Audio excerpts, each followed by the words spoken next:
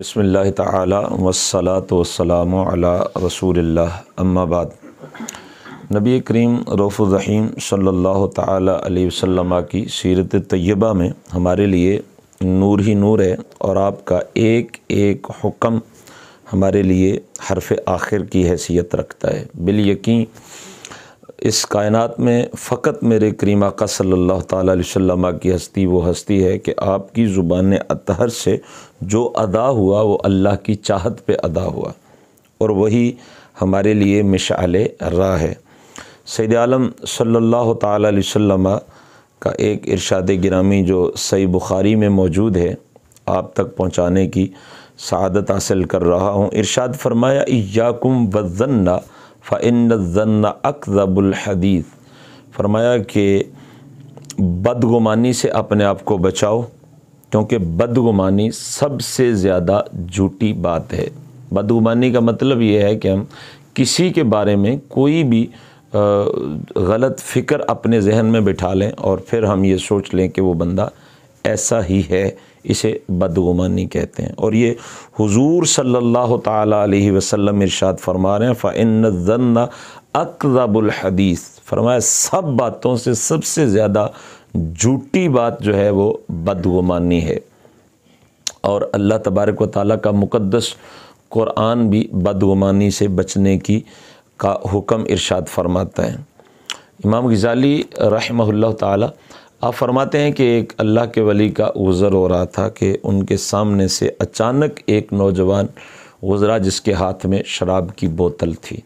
چند ہی لمحوں کے بعد اللہ تبارک و تعالیٰ اس نوجوان کو توبہ کی توفیق عطا کرنے والا تھا کہ اس ولی کے ذہن میں اس نوجوان کے بارے میں یہ گمان آیا کہ یہ نوجوان شراب پینے جا رہا ہے، جبکہ علم الہی میں یہی تھا کہ یہ چند لمحوں کے بعد یہ نوجوان توبہ کر لے گا، تائب ہو جائے گا اور شراب سے ہمیشہ کے لیے محفوظ ہو جائے گا۔ جب ان اللہ کے ولی کے ذہن میں اس نوجوان کے بارے میں بدگمانی آئی تو ولایت کو سلب کر لیا گیا۔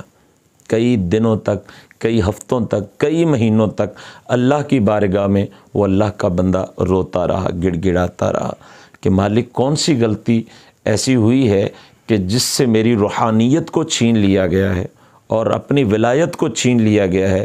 پھر ان کے دل پر یہ القاء ہوا کہ تم کون ہوتے ہو میرے بندے کے بارے میں بدگمانی اختیار کرنے والے؟ جب ہم اس کو چند لمحوں کے بعد توبہ کی توفیق دینے والے تھے تو تم کون ہوتے ہو کہ میرے بندے کے بارے میں یہ اپنے ذہن میں خیال کرو کہ یہ شراب پینے جا رہا ہے۔ صاحبو، ایک لمحے کے لیے آپ اس واقعہ کو مد نظر رکھ کر اپنے حال پہ غور کیجئے کہ اس کے ہاتھ میں شراب بھی ہے اور نوجوان بھی ہے، پھر بھی جو بدگمان ہوا تو اللہ تبارک و تعالیٰ کو یہ بدگمانی بھی ناپسند آئی اور اسی پہ ولایت کو سلب کر لیا۔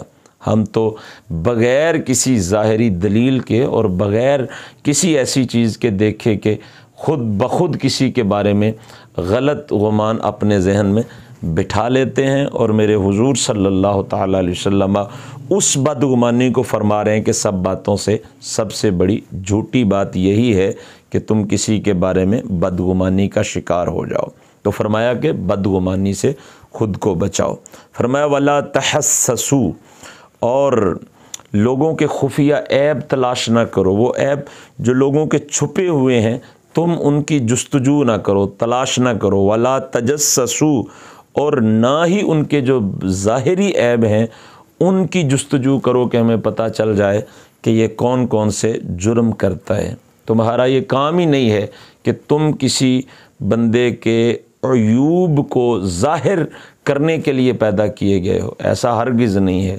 تمہیں یہ ڈیوٹی نہیں دی گئی، تمہیں یہ ذمہ داری نہیں دی گئی کہ تم لوگوں کا پتہ کرو کہ وہ کون کون سے جرم کرتے ہیں۔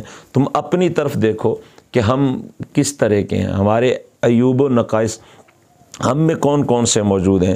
تو فرمایا کہ بدگمانی سے بچو اور کسی کے پوشیدہ عیب جو ہیں وہ ان کی جستجو سے بچو، اور کسی کے جو ظاہر عیوب ہیں ان کی تلاش سے بھی بچو۔ وَلَا تَنَاجَشُوا، اور فرمایا کہ خرید و فروخت میں کسی کو دھوکہ نہ دو، دھوکہ دے کر کے قیمت کو نہ بڑھاؤ۔